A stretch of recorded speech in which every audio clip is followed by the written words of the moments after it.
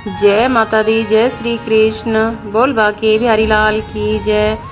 तो आइए हम जानते हैं बांके बिहारी के चरणों के पीछे का क्या रहस्य है। क्यों अक्षय तृतीया को ही बांके बिहारी के दर्शन कराए जाते हैं चरणों के, और इन चरणों के पीछे क्या एक पुरानी कहानी है, और क्यों लोग देश विदेशों से बांके बिहारी के दर्शन के लिए आज के दिन का इंतज़ार करते हैं।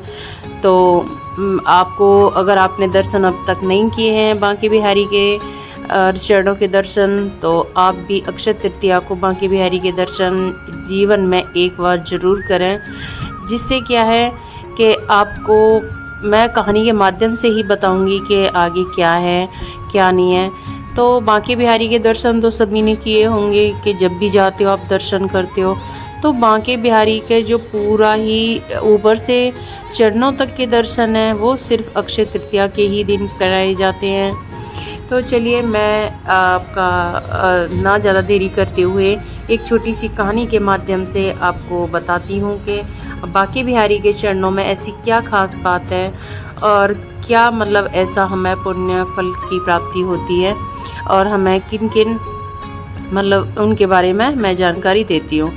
तो एक बार की बात है कि जो श्री हरिदास अपने बांके बिहारी, तो आपको पता ही है कि कोई मूर्ति बनाई हुई नहीं है, ये स्वयं उत्पन्न हुए बांके बिहारी है।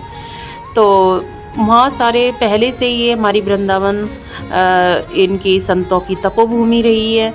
तो यहाँ बहुत सारे संत करते। तो जैसे ही अक्षय तृतीया आती है तो अक्षय तृतीया के दिन सारे संत जो बद्रीनाथ के पट आज के ही दिन खुलते हैं, मैं अगर आपको बता दूं तो अक्षय तृतीया के दिन बद्रीनाथ के पट खोल दिए जाते हैं। तो सारे संत चार धाम की यात्रा करने के लिए और सोचा कि बद्रीनाथ के धाम से शुरू करेंगे।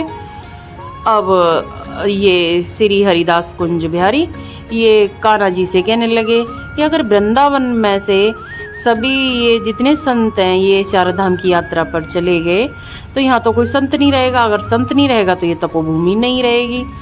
तो ये सोचते हुए हम बड़े उदास थे। तो आपको पता ही है, तो जैसे ही वो उदास रहते तो कान्हा जी मुस्कुरा कर बोले, अगर ऐसी बात है तो तुम बिल्कुल भी मतलब घबराओ मत, मैं इसका समाधान निकालूंगा।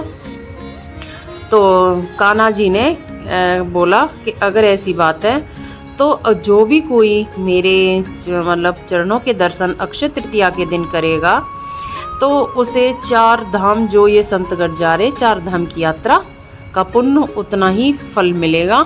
और जो गौर से अगर मेरे चरणों को देखता है और उसमें चारों धाम के दर्शन मेरे चरणों द्वारा होंगे। ऐसी बात सुनकर और श्री हरिदास बड़े प्रसन्न हुए। तो उन्होंने जाकर संतों से कहा कि आप कुछ लोग बुजुर्ग हो चुके हो, किसी पे चला नहीं जाएगा, और मैं तुम्हें चारों धाम की यात्रा अगर वृंदावन में करा दूँ तो कैसा रहेगा। सब लोग बड़े असमंजस में हो गए, ऐसा कैसे हो सकता है। उन्होंने कहा नहीं ऐसा ही होगा।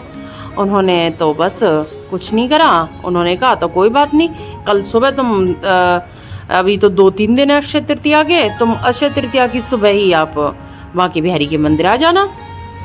भाई बांके बिहारी के मंदिर सभी संत कहने लगे अगर इसे तो अच्छी बात ही नहीं, अगर हमारे वृंदावन में ही चारों धाम की यात्रा हो रही है तो हम क्यों तीर्थ पे जाएं।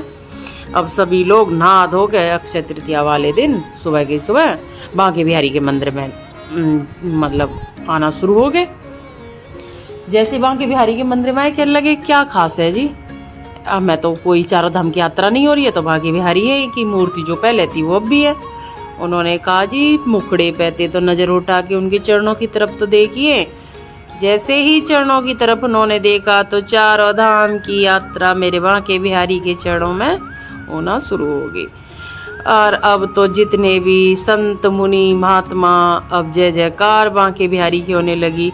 तभी से श्री हरिदास को बांके बिहारी ने वरदान दिया कि जो अक्षय तृतीया के दिन मेरे चरणों के दर्शन करेगा उसे चारों धाम की यात्रा का फल और चारों धाम की यात्रा के दर्शन मेरे चरणों के माध्यम से होंगे। जो चरणों में बांके बिहारी के जो चंदन का लड्डू रखा रहता है वो 1 महीने से पहले मतलब चंदन घिसना शुरू हो जाता है। देश विदेशों से ऐसा इत्र मंगाया जाता है, गंगा यमुना का जल मंगाकर उसे चंदन को 1 महीने पहले से घिसना शुरू हो जाता है। और जो उसका लड्डू बनता है और वो अक्षय तृतीया के दिन सभी भक्तगणों में बंटता है। अगर कोई बहुत दिनों से रोगी चला रहा हो या किसी का केस अटक रहा हो या कोई काम ना बन रहे हो, अगर उस मतलब थोड़े से लड्डू को भी अपने साथ रख लेता है या थोड़े से पानी में घोल कर पी लेता है, उसकी निरोगी काया रहती है, उसके सारे काम बनने शुरू हो जाते हैं। और अपने माथे पर भी टीका लगाओ तो उसे सद्बुद्धि भी मिलती है।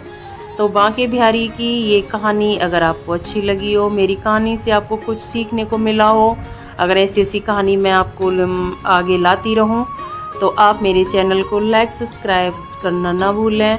और बांके बिहारी की कृपा से आपके सारे काम मंगल ही मंगल हों और आपको बांके बिहारी की कृपा हमेशा बनी रहे। और मेरी वैष्णो माई की सदा ही जय हो, बांके बिहारी लाल की सदा ही जय हो। बोल सच्चे दरबारी।